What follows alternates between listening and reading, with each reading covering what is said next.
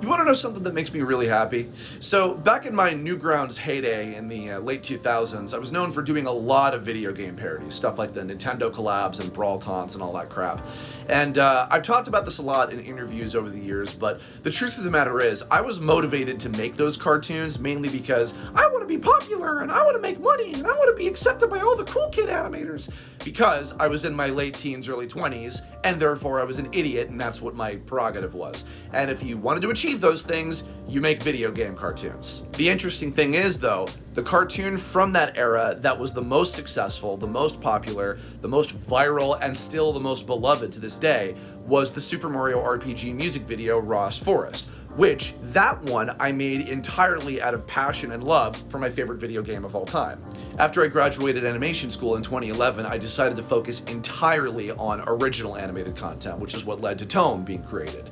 And then I didn't break that streak until 2016, shortly after Undertale came out. I fell in love with that game completely and decided to make First Time at Grillby's. And I decided, you know what, I'm gonna try to make this cartoon as clean as possible. Like, it's not gonna be like a dirty adult, Newground style parody. I'm gonna make it like as if this could really take place in the game.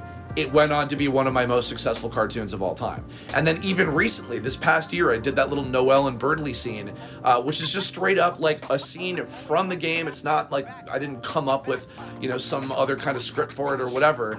I tried to treat it like as if it was a snippet from an animated Deltarune series that doesn't exist yet. And it's become one of my biggest hits in so long. So for years, I would look back on most of those cartoons from that era and just kind of roll my eyes, not only at how bad and outdated the jokes are, but remembering my really childish motivations for making them in the first place. But granted, I still meet people at conventions all the time who are like, oh, like, that cartoon was my childhood. And I still appreciate that very much so, like, don't get me wrong.